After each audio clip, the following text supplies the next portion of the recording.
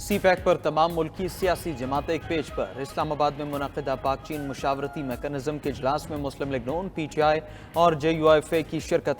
MQM, Jamaat Islami national party, Balochistan अवामी party, इस्तेहकाम Pakistan party, अवामी national party की भी शिरकत। इजलास से खिताब में PTI सेनेटर अली जफर ने कहा, सीपैक पाक चीन दोस्ती के विजन का इजहार है। चीन से दोस्ती हमारी खारजा पॉलिसी का बुनियादी सुतून है। मौलाना फजलुर रहमान बोले, सीपैक पर पाकिस्तान में कौमी इत्तिफाक राय पाया जाता है। स्पीकर कौमी असम्बली अय्याज सादिक ने कहा, इंतहा पसंद अनासर सीपैक को नुकसान पहुंचाने की कोशिश कर रहे हैं। चेयरमैन सेनेट यूसुफ रजा गिलानी ने कहा, सीपैक पाकिस्तानी मईशत के लिए रीढ़ की हड्डी की हैसियत रखता है। हिना रबानी खर ने कहा, सीपैक के लिए तमाम सियासी जमातें एक पेज पर हैं।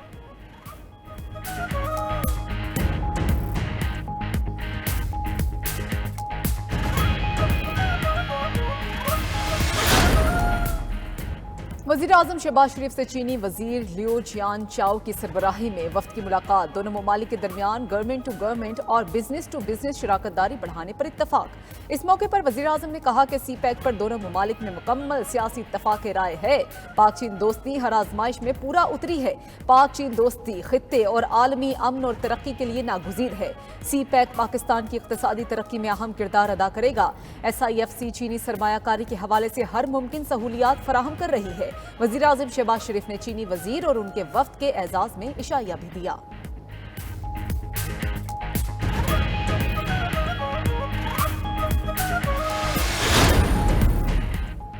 Army chief general Syed Asim Munir से चीनी वजीर लियू जियानचाओ की क़यादत में चीनी वफ्द की मुलाकात। ISPR के मुताबिक मुलाकात में सीपैक पर पेशरफ्त का जायजा लिया गया। इलाकाई अमन इस्तेहकाम समेत बाहमी दिलचस्पी के उमूर पर तबादला ख्याल किया गया। सिपा सालार ने चीन के साथ स्ट्रेटेजिक शराकतदारी के लिए पाकिस्तान के गैर मुतज़लज़ल आज़म का इयादा किया।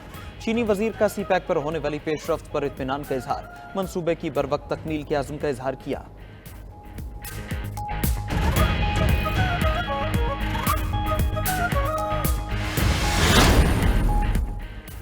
चीनी वजीर ने पाकिस्तानी सियासी जमातों को मिलकर चलने का मशवरा दे दिया। इस्लामाबाद में मुनक़िदा पाक चीन मुशावरती मैकेनिज्म इजलास से खिताब में चीनी कम्युनिस्ट पार्टी के मरकजी कमेटी के रुकन और वजीर लियू जियानचाओ ने कहा कि पाकिस्तान और चीन के इदारों और सियासी जमातों को मिलकर चलना है। तरक्की के अहदाफ के लिए सियासी इस्तेहकाम जरूरी है। सरमायाकारी के लिए सिक्योरिटी सूरत हाल बेहतर बनाना होगी। सिक्योरिटी बेहतर होगी तो पाकिस्तान में सरमायाकारी होगी। नायब वजीर आज़म इसहाक डार ने कहा कि सीपैक पाकिस्तान की तरक्की का अहम मंसूबा है। सीपैक के दूसरे मरहले से पाक चीन दोस्ती मजीद मजबूत होगी।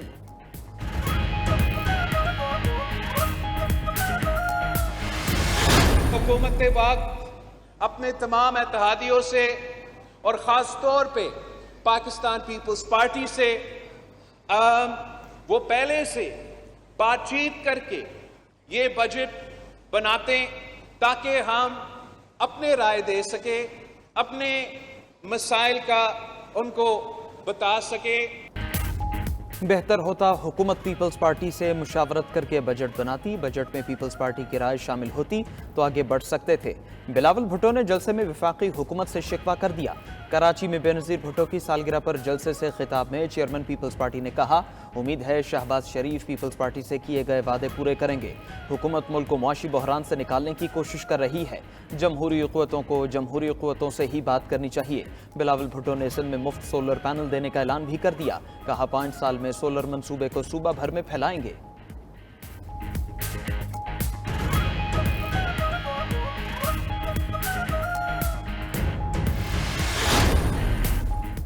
मुस्लिम लीग नून और पीपल्स पार्टी की मुज़ाकराती कमेटियों का 4 घंटे तवील इजलास बिला नतीजा खत्म। पीपल्स पार्टी अपने मुतालबात को तस्लीम कराने के लिए डट गई।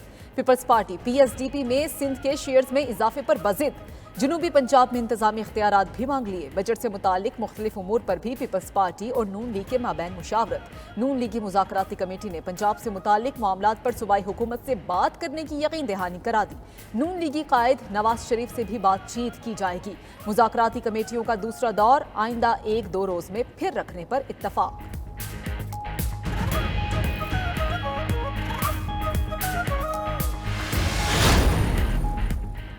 बलोचिस्तान हुकूमत का ग्रेड 1 से 16 तक मुलाजमीन की तनख्वाहें 25% बढ़ाने का ऐलान। ग्रेड 17 से 22 तक अफसरों की तनख्वाहों में 20% इजाफे की तजवीज़।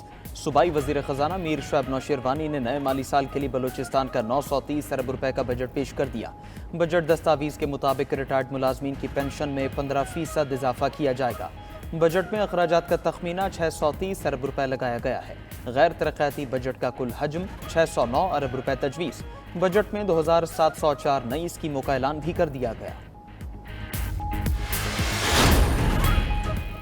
पेशावर में जबरदस्ती फीडर्स चालू कराने से रहमान बाबा ग्रिड स्टेशन मुकम्मल तौर पर बंद। तर्जुमान फेस्को के मुताबिक मुजाहिरीन के ग्रिड में जबरदस्ती फीडर्स चालू कराने से फॉल्ट पैदा हो गया। फॉल्ट से ग्रिड स्टेशन से 32 फीडर्स को बिजली की सप्लाई मअतल हो गई। दोपहर 2 बजे मुजाहिरीन जबरदस्ती ग्रिड में दाखिल हुए और फीडर्स चालू कराए। मुश्तइल मुजाहिरीन ने पेस्को अमले से तल्ख कलामी भी की और उनके मोबाइल फोन छीन लिए। पेस्को टीम ग्रिड के मुरम्मती काम में मसरूफ। बिजली की बहाली में घंटों लग सकते हैं।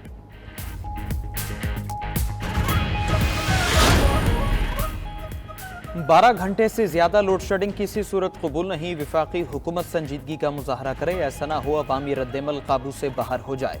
वज़ीर आला खैबर पख्तूनख्वा अल यमीन गंडापुर की लोड शेडिंग से मुतालिक इजलास में गुफ्तगू। कहा लाइन लॉसेस पर सूबाई हुकूमत विफाक से मुकम्मल ताउन कर रही है।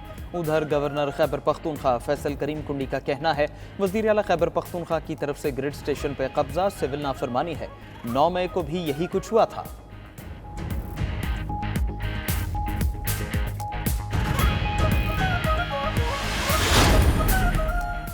अपोजिशन लीडर उमर अयूब ने पंजाब में पीटीआई कारकुनान की गिरफ्तारियों का मामला उठा दिया। कौमी असम्बली में इजहार ख्याल करते हुए कहा कि आईजी ने पूरे पंजाब में दफा 144 लगा दी है।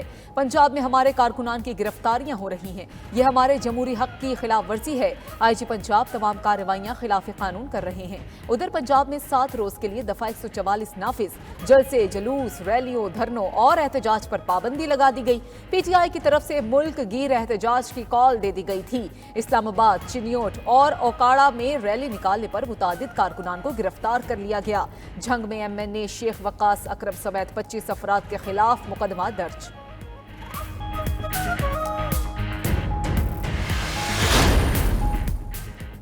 हमें आज वो फैसले करने हैं जो मुल्क और कौम के मफाद में हों। GDP में बरामदात का तनासुब बढ़ाएंगे। वज़ीर आज़म शहबाज शरीफ की मारूफ बरामद कुनिंदगान के वक्त से मुलाकात में गुफ्तगू। कहा सनतकारों और ताजरों को सेल्स टैक्स रिफंड की बरवक्त अदायगी यकीनी बना रहे हैं। इस हवाले से कोई कोताही बर्दाश्त नहीं की जाएगी। वसाइल के अंदर रहते हुए ताजरों और सनतकारों को हर मुमकिन सहूलियात फराहम करेंगे।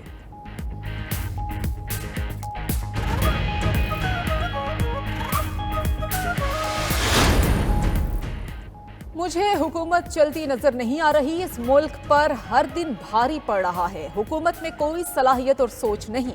साबिक वज़ीर आज़म शाहिद खाकान अब्बासी की 92 न्यूज़ के प्रोग्राम नाइट एडिशन में गुफ्तगू। कहा इस्लाहात लाना हुकूमत की जिम्मेदारी है। अगर काम नहीं हो रहा तो इस्तीफा दें और घर चले जाएं। किसी के सहारे इख्तिदार में आएंगे तो फिर इख्तिदार आपका नहीं उसका होगा। मोहम्मद जुबैर ने नून लीग छोड़ दी, उनसे पार्टी में शमूलियत के लिए राबता करेंगे।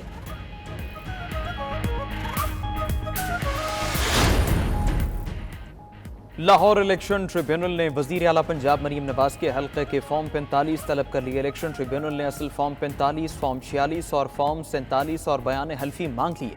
जस्टिस अनवार हुसैन ने महर शराफत अली की दरख्वास्त पर समाअत की। अदालत ने इलेक्शन कमीशन मरीम नवाज समेत दीगर उम्मीदवारों को आइंदा समाअत पर बयान हल्फी जमा करवाने का हुक्म दे दिया। NA 118 से हमजा शहबाज की कामयाबी के खिलाफ समाअत। ट्रिब्यूनल ने हल्के के नताइज और फॉर्म 45 तलब कर लिए। पीटीआई के आलिया हमजा ने हमजा शहबाज की कामयाबी के खिलाफ इंतखाबी उज़रदारी दायर कर रखी है।